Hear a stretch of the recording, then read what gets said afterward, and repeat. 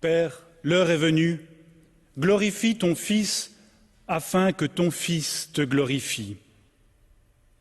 Avouons que ce passage est plutôt difficile à comprendre pour des oreilles peu habituées au langage biblique. Dans cet extrait d'Évangile, Jésus se prépare à quitter ses disciples. Et un mot revêt une importance particulière puisqu'il revient près de 8 fois. C'est le mot « gloire ». Et si dans le langage courant, la gloire est spontanément associée à la célébrité, il en va autrement dans le vocabulaire biblique. Le mot « gloire » est fréquemment utilisé dans des sens d'ailleurs très différents, presque ambivalents.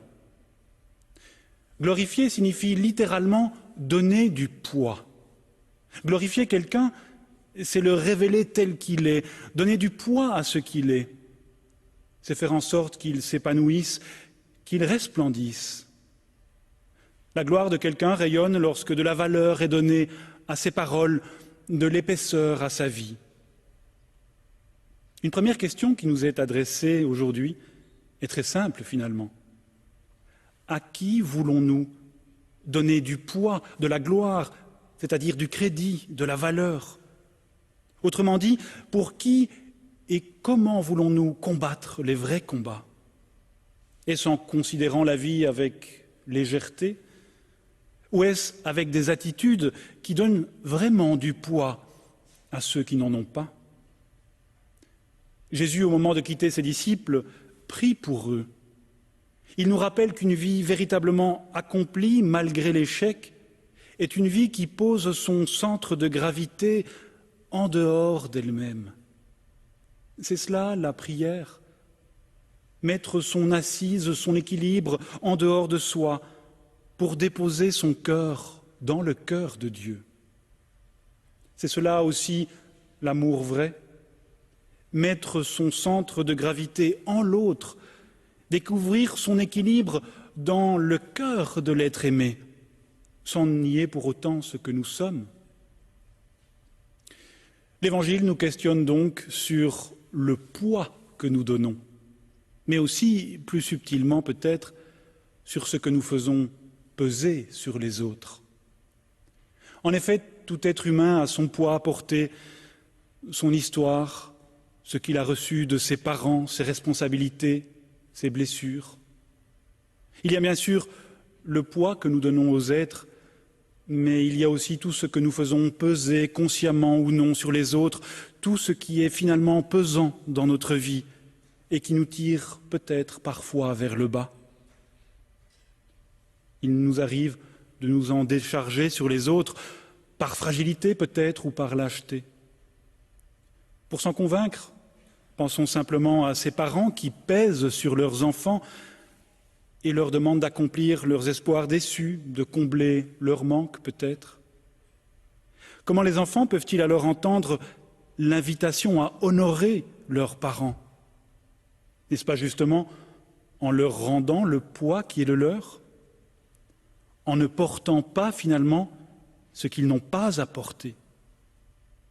Alors oui, certes, l'être humain a ses responsabilités, mais il y a aussi ces valises de la vie que nous ne pouvons pas porter tout seuls, qu'elles soient humaines, affectives, transgénérationnelles. Père, glorifie ton Fils afin que ton Fils te glorifie. C'est comme si cet évangile nous conviait à trouver finalement un équilibre dans nos relations.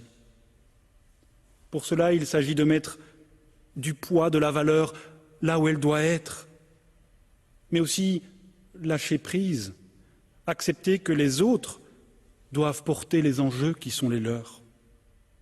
Car comment s'épanouir si nous portons sans cesse des poids qui ne sont pas les nôtres? N'est-il pas mieux parfois de donner du poids que d'en prendre? Cette gloire, tellement présente dans la prière de Jésus, nous confronte donc à toute l'ambiguïté humaine, à son difficile équilibre. Nous sommes mêlés de bons et de mauvais sentiments. L'histoire tortueuse qui nous précède influence notre chemin. Nos faiblesses éclairent nos forces et nos meilleurs côtés font parfois de l'ombre à nos fragilités.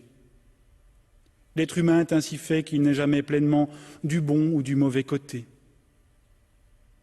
Dès lors, glorifier Dieu, n'est-ce pas avant tout trouver un point d'équilibre dans sa vie?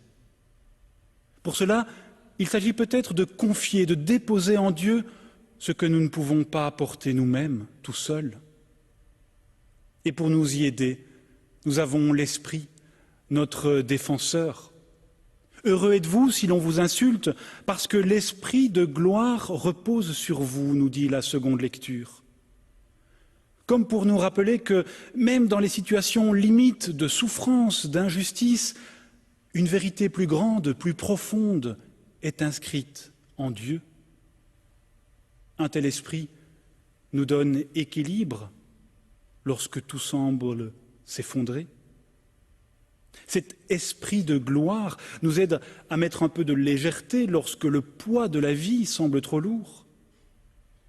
Cet esprit de gloire nous donne de ne pas faire peser sur les autres tout ce qui nous encombre, mais de le poser simplement en Dieu.